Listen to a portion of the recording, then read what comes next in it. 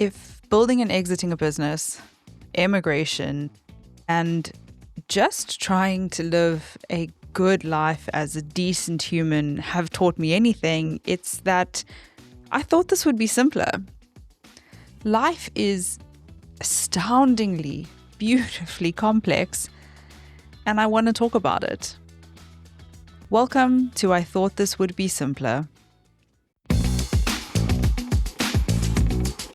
Tim Holmes is my guest on this episode of I Thought This Would Be Simpler. And we're talking about building a craft versus building an enterprise. Tim works with founder-led and family businesses that have reached the point where growth, complexity, and succession or shared ownership require stronger governance, clearer leadership, better structures, and more effective boards. But navigating that from a human perspective and from an individual founder perspective always proves interesting. So in this conversation, Tim and I are diving into the more human side of we thought that building businesses would be simpler, but there's actually so much complexity that comes with building a business to sell, building a business that's larger than you, or choosing to build a business that is crafted around you and your expertise. Enjoy. Tim Holmes, you have worked with a lot of organizations who thought building an enterprise would be simpler, but it wasn't. Let's talk about it. Okay. Sounds like a fantastic topic. So I started my career very similar to a lot of the way a lot of other founders start, or directors particularly start. So my role now is predominantly director, working with entrepreneurs. But along the journey I was an entrepreneur and built a couple of businesses. And I experienced a lot of what they'd been through in the terms of I was a director, but we never had board meetings. We just had a name on a card, and we thought that was really cool. And then I moved to a space where I had lots of directors, and I had no idea what they were supposed to be doing, helping me with. And it was a journey of trying to work out how on earth to get value from this. Now I'm working with a lot of founders, either as an advisor or if they've got started, then I may help and sit on their board. But what I'm seeing is the biggest shift is from the mindset of founder, which is what we would call a craft mindset, where it's all about them, their creativity, their ability to make the decisions, their ability to put forward the strategy, drive the organization forward, et cetera, et cetera. And as you mentioned earlier, an enterprise. So that's actually the biggest trick, that is making the mental shift from I'm building what is a craft business, even though I'm not aware of it, to actually building something which could be defined as being an enterprise. And that craft mindset, I think all businesses that would eventually grow to become enterprises, or even those that don't, start as craft businesses. And that's important because that's where your founder has this idea. It's that scrappy image of us around a table in the garage, building something that's really going to change the world. And that matters. So that craft is important because it feels like it's the catalyst for getting things moving. But there comes a time in the life stage of every company where you kind of reach this tipping point of this mindset needs to change. And what generally happens at that tipping point? They either are prepared to let go of the concept that I have to be CEO and do everything, or they're not. And if they're not, then they just continue to build a bigger and bigger enterprise until the complexity gets to the point where they can't handle it, and it either plateaus or it falls over or it blows up. There is also quite a lot of companies that don't start with only that mindset. And it may be luck, it may be intention, where they've gone in from day one realizing they needed to build a team. So they've, by luck, managed to find a few partners, start together, and they have the team from day one who are basically equals, or they're bringing very specific skills to bear. Now you've already got specialists in that context, and you haven't got one person making all the decisions, which makes the transition 1,000 times easier. But if it's one person making all the decisions, the biggest single problem is when you get so connected to the business. It is your baby, it's your life, it's your image, it's your persona, it's everything. And to the detriment of your family, to your friends and everyone else, you've put so much into this thing. And now in order for it to grow, you have to let go of a lot of that. So ego kicks in, life, just understanding of self kicks in, place in society gets in the, all of those things, other people's voices start to come to bear. And if you can't navigate that, then it's next to impossible to make that transition properly. And a lot of the companies just can't do it, and they end up, and then the advice is, well, go back to running business, it's all about you, and run it that way. Find people to help you, support you, knowing and understanding that you may not be able to sell that business, because if someone takes you out, there's very little left. Then you put your money somewhere else. You put it into property, or you put it into shares or somewhere else, but you don't expect to be able to sell the business and retire on the money you're going to get from selling the business. So it's playing the right game. Are you playing the game of craft? Then play it, and play it properly.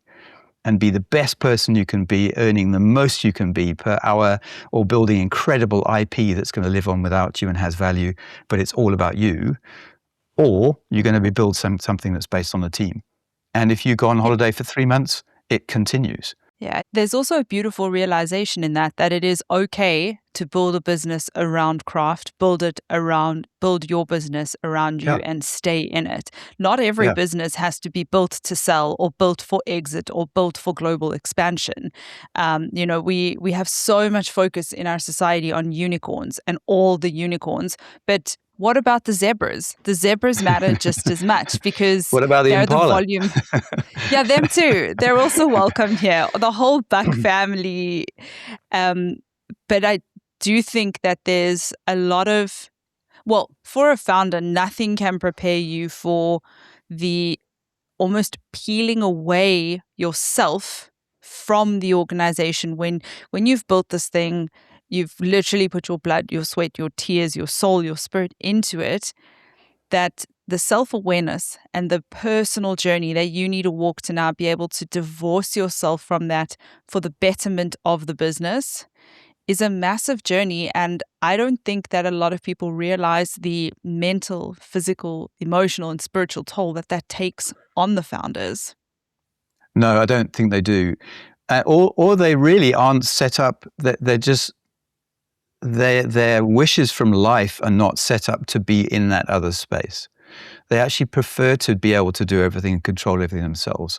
And as we said just now, that's okay.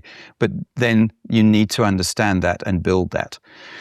But the rest is self-development, getting out of the way, being bigger than the business, expanding your mind, expanding your awareness, looking down on the business from above, not working in it, working on it. All of the things we hear people say all the time. That's the transition you have to make. And that can be really difficult, and it'll need training, it'll need mentorship, it'll need a lot of letting go. And often that's really, really tough, really, really tough. And I don't think, as you said, most people underestimate how difficult that's going to be, and how much support you actually need to make that transition. I think that's why a lot of people are now joining networking organizations where there's lots of other entrepreneurs in the room, because then we can share that experience and it doesn't feel so lonely. So it's not just me going through it. I see someone else has gone through it already, and they can give you some guidance and advice on how they did it and what they went through. And you can shortcut the process a little bit. You don't have to make an original mistake. There is no such thing as an original mistake. Oh, I love that analogy. There is no such thing as an original mistake. Do you really believe that there are no more original mistakes to be made? There probably are, but they're very few and far between. I mean, if you read philosophy from 2,000 years ago, they're talking about exactly the same stuff we're struggling with now. So I don't think humans are very good at creating new things to go wrong. We've already done it before, we just didn't learn from it. Yeah, we've been failing to learn from our mistakes for hundreds of years now. Yes. You think we'd have worked out that war leading to peace is not necessarily the best way of getting there. Truly, you would think that we had learned, we might learn something from history, but there is a reason that history always repeats itself, right? Yeah. Yeah.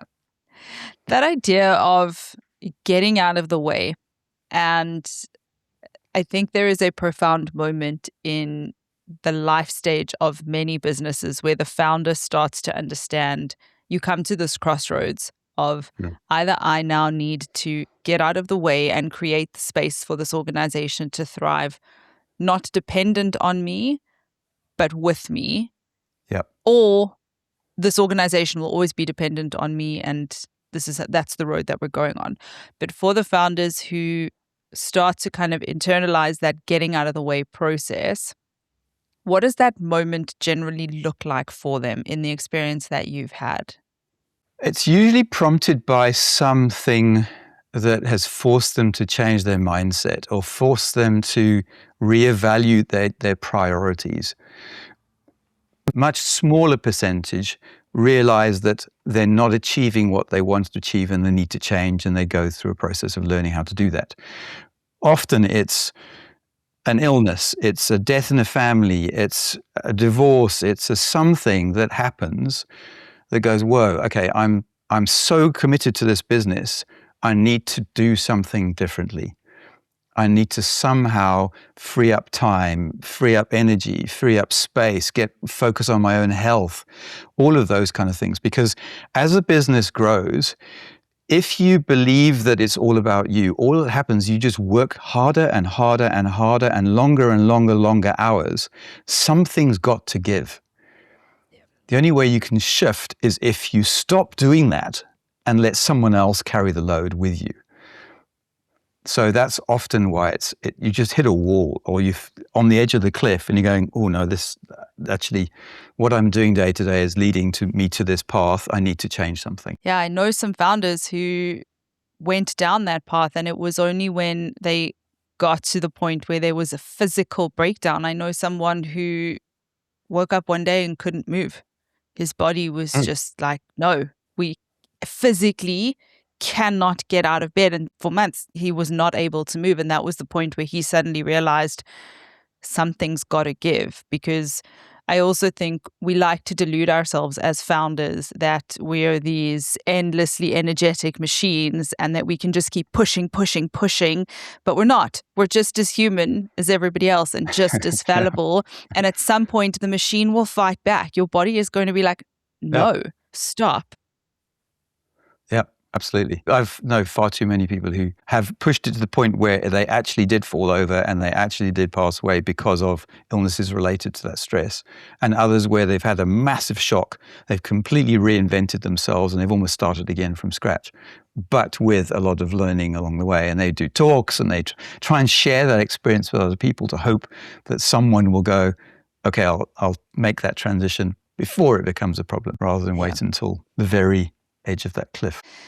And I think that is incredibly valuable to create that awareness for other founders. But I also, in some ways, wonder if everybody just has to learn to ride their own bicycle.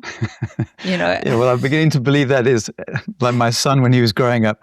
Until he hurt himself, he didn't learn from the no, don't do that. No, don't do that. No, don't do that. To the point where he actually had to burn himself on a braai. When I tell stories, people go, oh, you terrible parent. We were ready with ice, with lotions. We knew he was going to do it. We just stopped saying no. And he did it, and he never did it again. As soon as he saw that braai, from the age of 2 onwards, hot, ooh, hot, ooh, ena, hot. But he had to make the mistake for himself. Otherwise, he was never going to live. And I think that's true for so much in life and also so much in business. Sometimes we just have to pay the school fees and make our own mistakes. But I do also know there's value, and I've been a part of a number of entrepreneurs networks, organizations for founders, and that value in learning from one another and just also knowing that things that you're feeling, experiencing, and navigating are not completely unique. And there's other people going through it as well, is super meaningful. I want to shift a little bit because earlier you mentioned that some organizations get lucky, or some founders get lucky in as soon as they start building, they start with a team and they actually equip themselves to move from craft to enterprise much more easily. Yeah. What are some of the success factors that you generally see that really help? Obviously, having a team is key. But even as a small group of founders, you can build for craft. So how do you, as a group, a team of founders, build for enterprise? So we use profiling, personality profiling quite a lot. And we wrote a tool called Contribution Compass to specifically try and identify and understand whether that was the case or not. In other words, are all of the founders of a similar personality type, or are they all different and complementary? And you can do it with all kinds of different profiling tools, but the one we wrote was specifically answer that question in the boardroom. And the companies I've seen who have been successful, both large and small, they've somehow managed to start with, for example, someone who is the really creative person who is good at the sales, building the brand, along with someone who is really good at the operations and making things happen and putting the process in place, and someone else who is really good at the numbers. Often you have the founder is the salesperson and their wife does the numbers, for example. Now, they may have got lucky and had a wife who's really good at numbers, or they may not have been so lucky and she's not the right person to be doing the numbers. But at least starts to think about, if I'm not good at that, who else can do it better than me? And I don't have to answer all the questions. I don't have to know everything.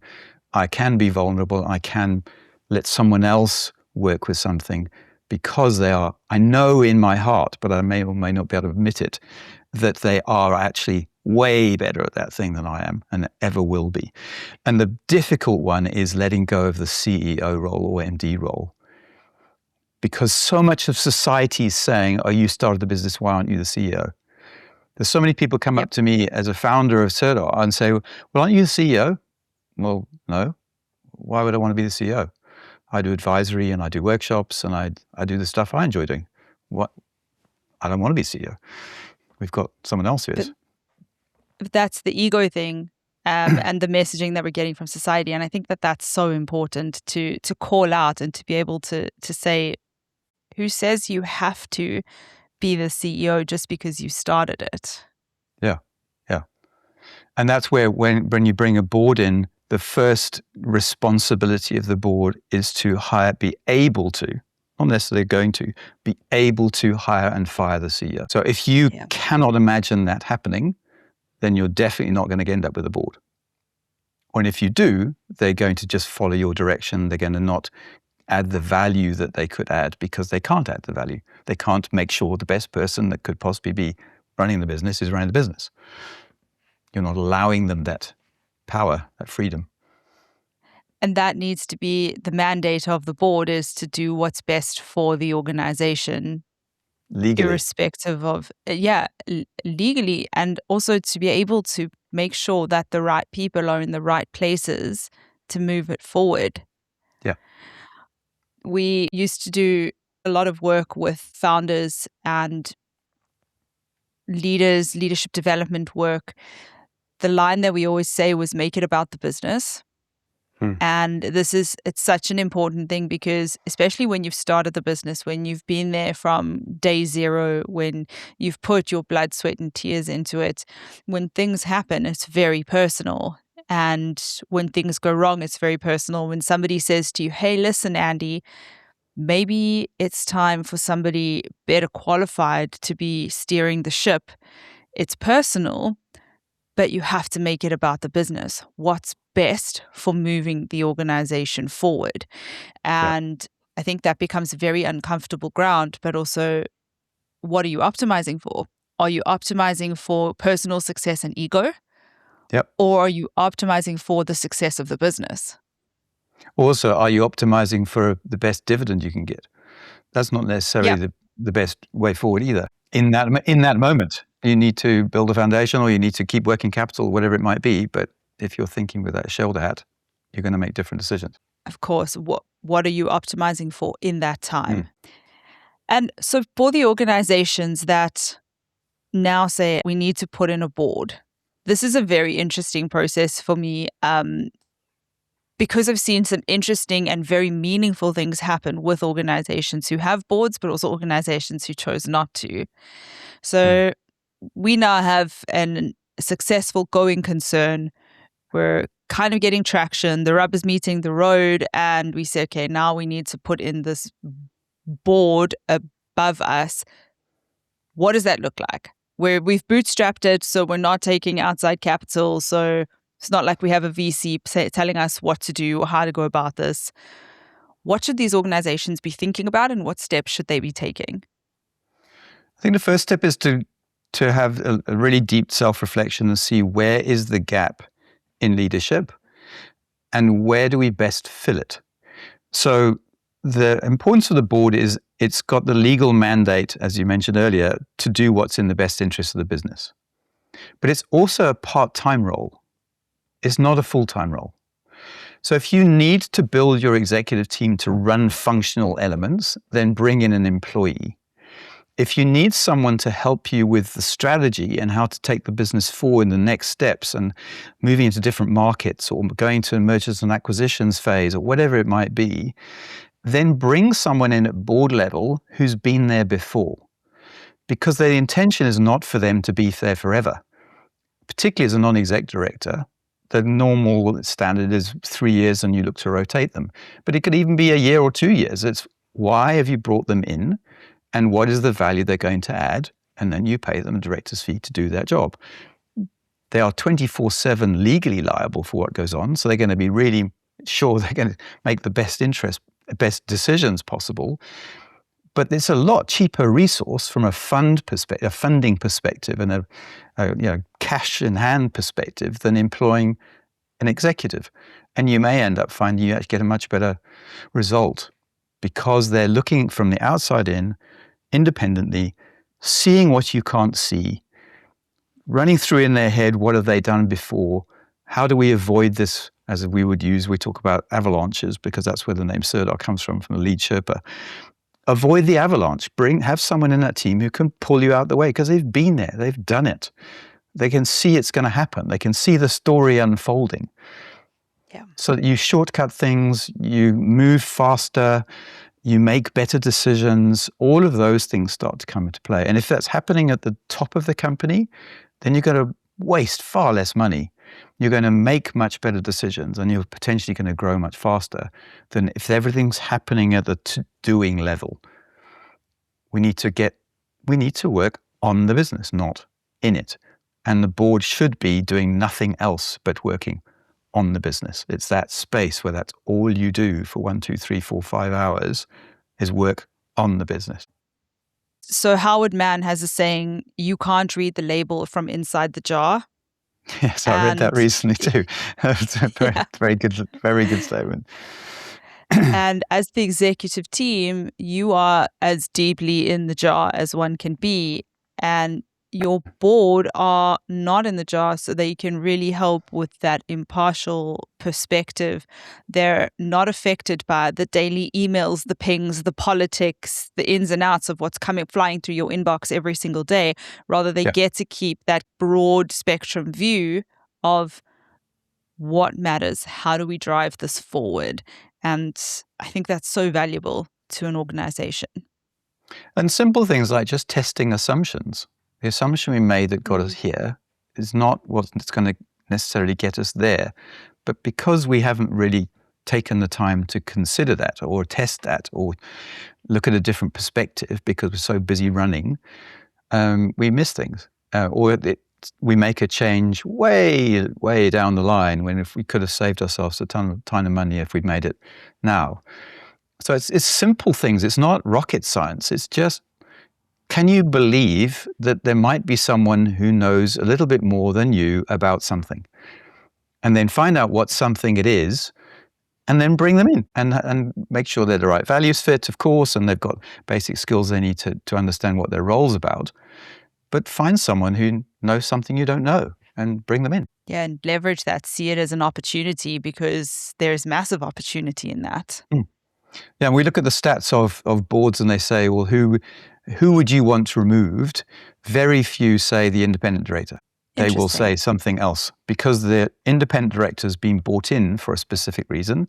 They know they've got a specific mandate. They know they need to be thinking independently. And you rotate them if they're not performing. There's a process to do that refreshing and everything else. So they're not there for 20 years. They're not there because they're related to somebody. They're not there because they used to be an exec or are an exec.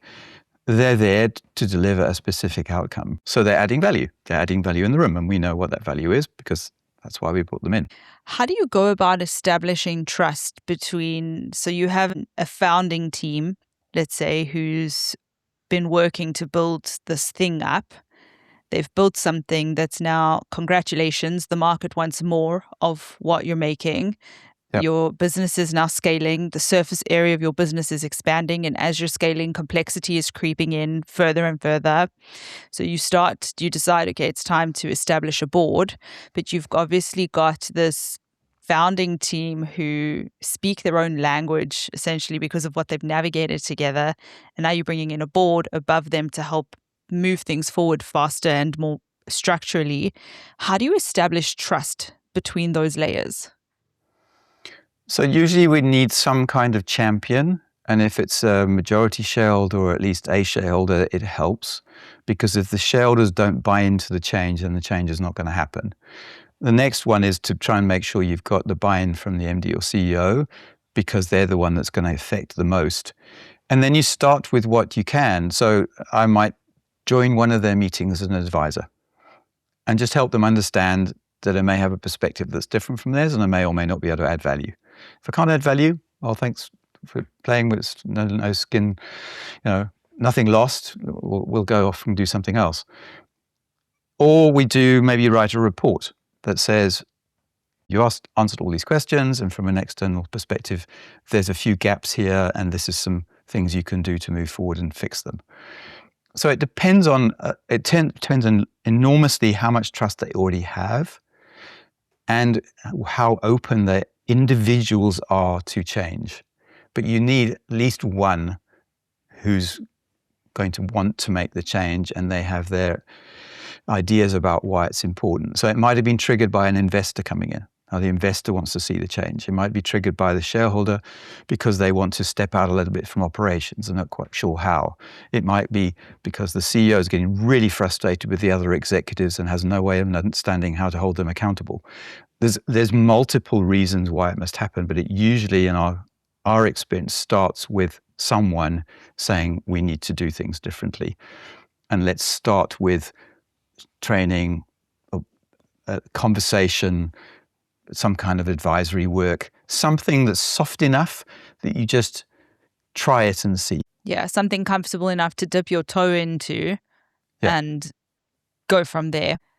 Yeah, I get that. I think I've worked with a lot of different leadership teams, and it's when there is friction in the leadership team, especially in scaling organizations which are complex and noisy enough as it is, how that filters down across the organization to all employees and the knock-on effects of that. So that alignment amongst the leadership team is so critical. And often what I've seen is it's the board that is able to step in and help to bring that team together, bring alignment. And because they are not inside the jar, they're not reading the label from inside the jar as the board. They have a broader perspective that's, I think, sometimes meaningful, because as the founder or as the founding team or as the executive team, you can get tunnel vision a lot of the time, and Very it's much easy so. to lose sight of the bigger picture.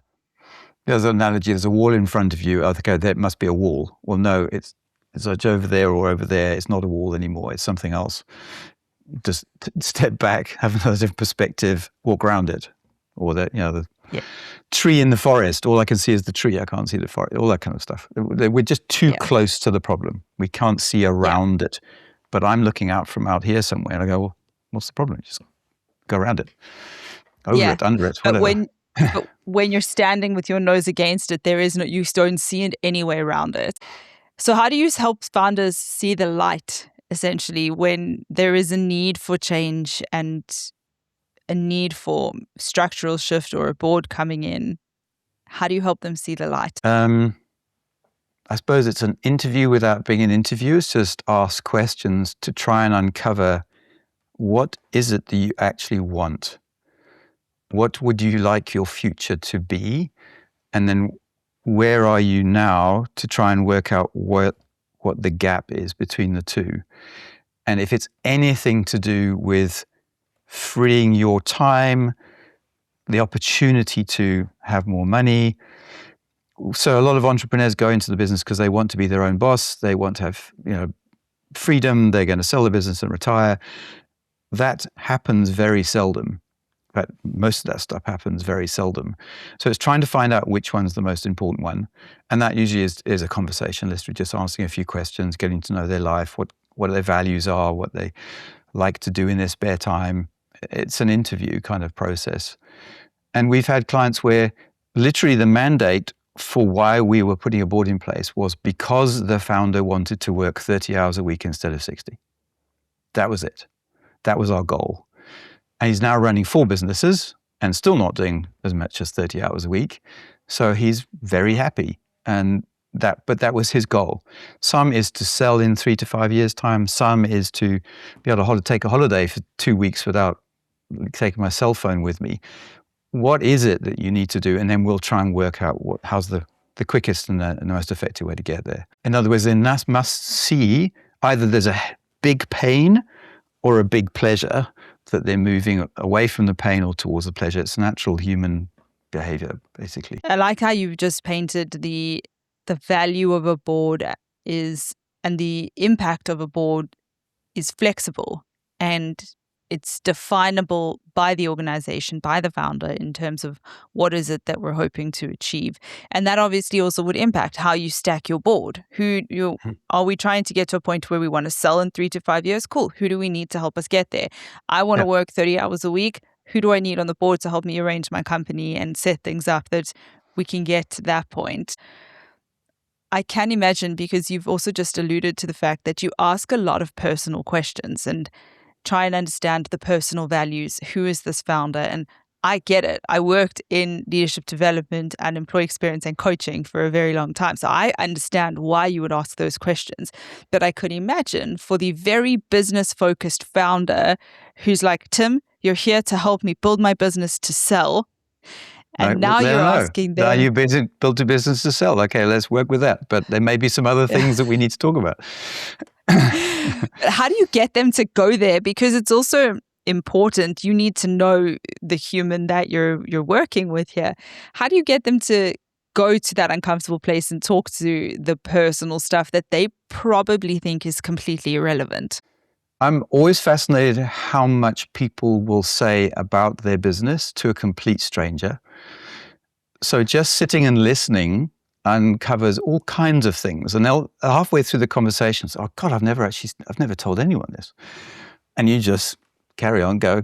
I usually start with quick summary just to get me up to speed. Tell me how you got to where you are and how you started the business. The reason being, I want to know what were they trying to achieve by starting the business. And it may have been to make money. Then the next question is, well, has that shifted? Is it still just about making money, or is there more sort of purpose to it? Do you get satisfaction from other things, or are you still thrashing around trying to make the money?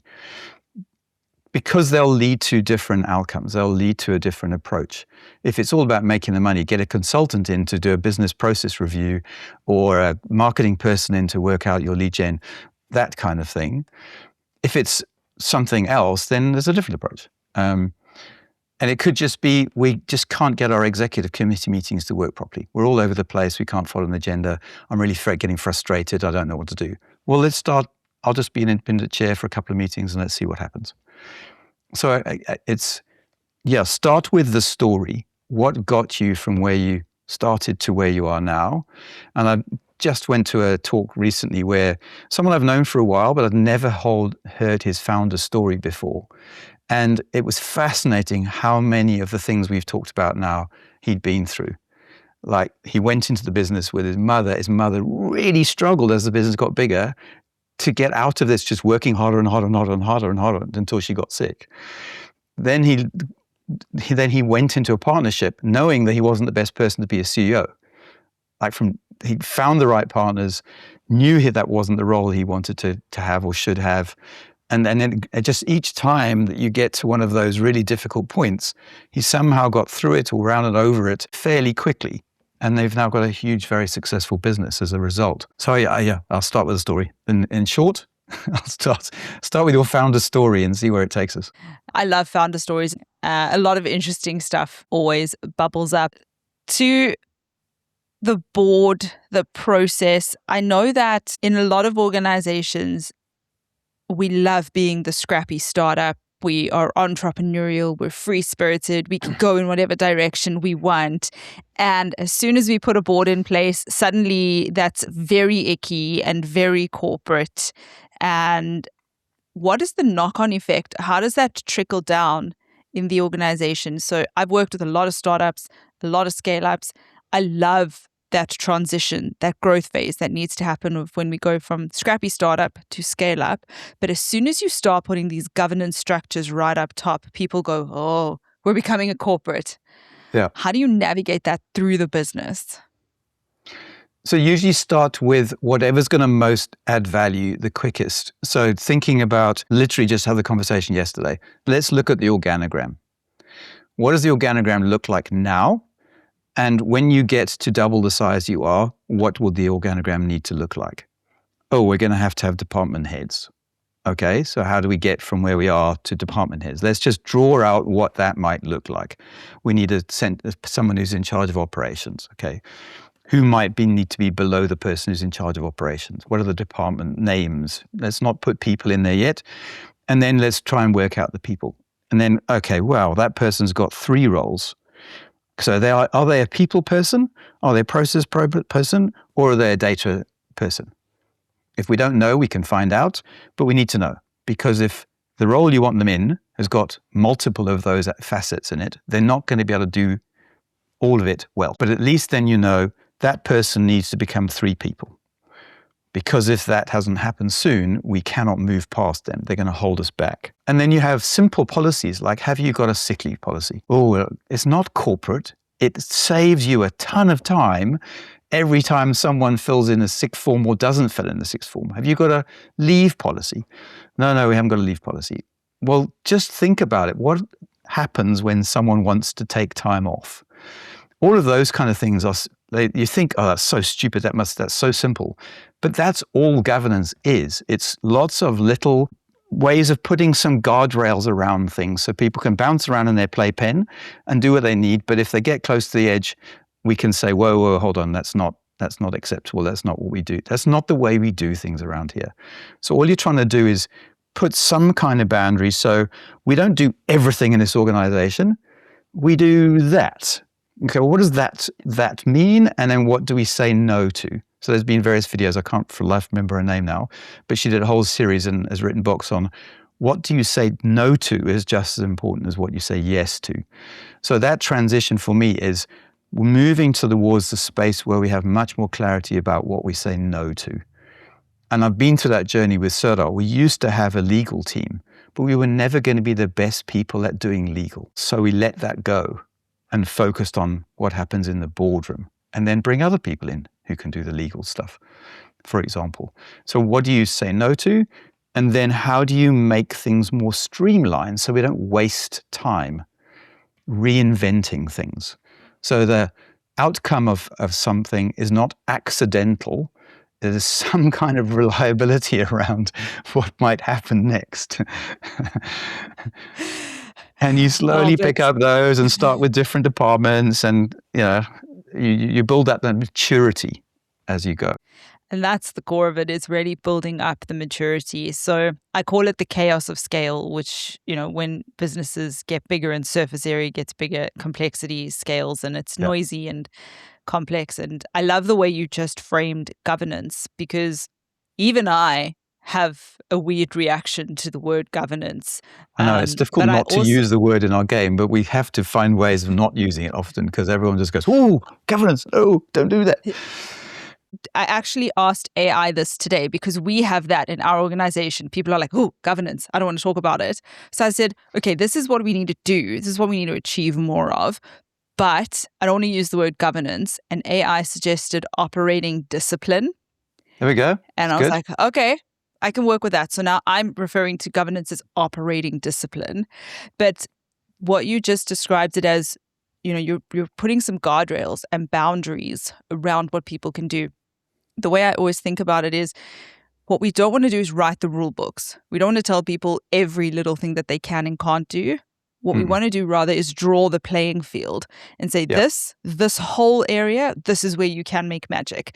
Out of bounds is a problem, but on the playing field, go and make your magic.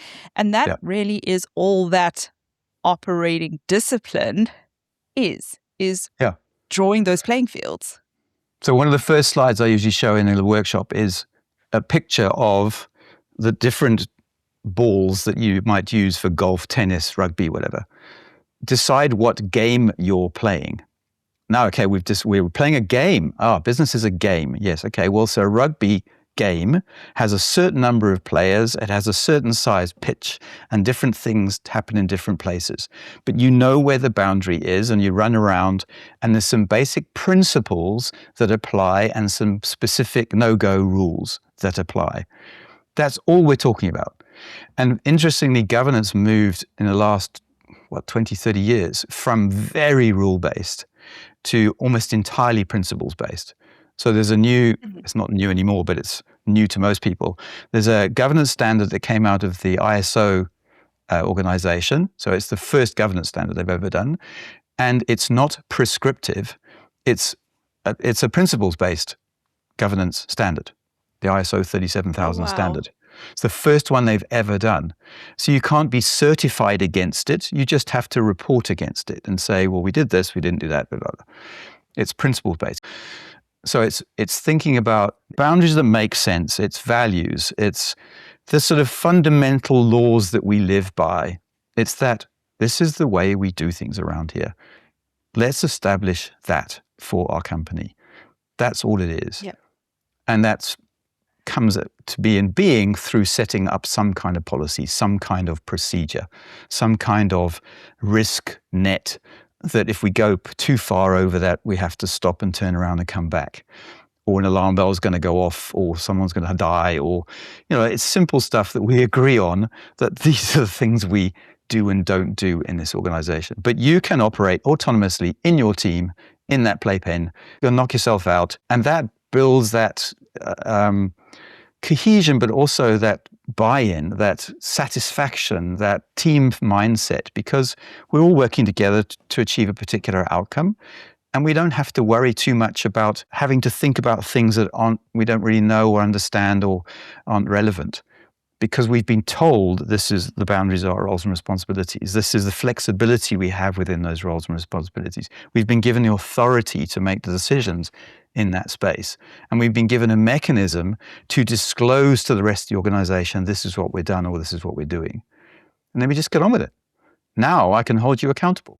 And that's exactly where my mind was going while you were talking, is without any of these things, without these boundary lines, these definitions, what do we hold each other accountable to? What do we hold ourselves accountable to? And how do we measure success? If we don't know the direction of travel, if we don't know what game we're playing, how do we know if we've actually moved the needle at all? How do we know if we've achieved any form of success? I really love the sports analogies in business. I know that for people who don't enjoy sports analogies in business are a struggle, but I think they work so well here. And I love what you do with the different types of balls and understanding if we're playing tennis, we play tennis. You don't play tennis on a rugby field, and you don't play rugby on a tennis court.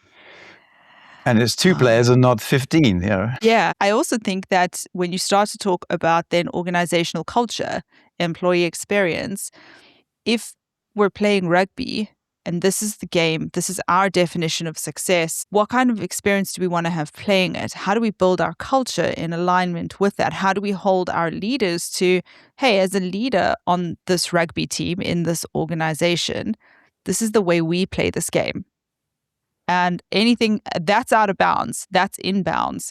But if you don't have that clarity of the operating discipline, you're kind of working in this murkiness. There's no firmness around what we want to hold people accountable to, what our expectations are of each other. So it's easy to get the ick from the governance side of things, but it actually brings massive value. Yeah. It does. As societies, Yeah. we work better if we've got some basic rules and we've agreed to them and we follow them. So why don't we just continue with that in business? Because we want to be scrappy, sexy startups forever. We don't want to have to grow up. Yes, well, that's again, you mentioned maturity earlier, and I think that's what it comes down to. We can't be kids forever. At some point, we need to adult up. And the bigger the business and the more at risk, we need to adult up. Otherwise, if we want to play this game, which is fun and exciting, whatever, then you're going to end up with a fairly small organization, and that's fine. Don't try and make it a massive organization, because it's a different culture. It's a different experience. It's a different game.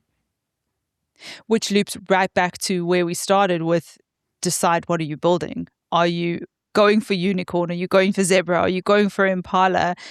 Are you crafting, or are you building the enterprise? And everything has to feed back into that decision, essentially. Yeah, very much so. Tim, as a closing question for this episode, okay, let me hypothesize. You've got a founder who knows something's not quite gelling. They know that they are needing a thinking partner, a direction partner. What is the first step that you would advise for them to take when they're thinking, I need some help here? Get a coach or a mentor. It's personal development, absolutely. And all CEOs, founders, whatever, should have a coach. If we played a sport, if we want to do well, the first thing we do is get a coach. But why don't we do it in business? There's a stigma which is becoming less and less. More and more people I know have got coaches, and more people in sort of networking organizations have heard enough times from other people who've got coaches that they've also got coaches. And one of the most common requests on like a needs and leads kind of page is, do you know a coach who does it? So it is really important. I've had a couple of coaches during my life. I've just finished a process because I've just turned 62, so I'm in that what happens next in phase 3 of my life. And a coach is really useful just to talk that through and work out what's important, what is it, how does it look, how is it different from what came before. You need someone else just to help you talk through that and then get clarity. It's that perspective partner. Actually, I'm drawing a direct parallel to the conversation that we've just had about board members being the people who are not inside the jar. You are, as the founder, as yourself, Tim, you're deep inside the jar of your own life. And so having a coach or a mentor as somebody who's outside of the jar and can help you kind of climb to the rim and look around and make some decisions about where do we want to go, it's the same thing. That value is the same. And we're not supposed to have it all figured out, have all the answers, and know how to do this ourselves. Like, there are people out there who can help. Yep. There always are. Yeah. We half the time we just don't ask. Yeah. So just ask. That's I think the best place for people to start. Yeah. Don't have to navigate this alone. Yeah. Tim, thank you so much. I really appreciate you sharing your insights, your experiences, and I thoroughly enjoyed this conversation. I enjoyed the different places we went into, and my hope is that we can get operating discipline to come in as a tastier framing for governance. I'm probably going to steal that phrase now. Thank you. I've been struggling to find an alternative. That sounds like a really good place to start. Thank you so much, Tim. Thank you. Thank you for the opportunity. It's been fun.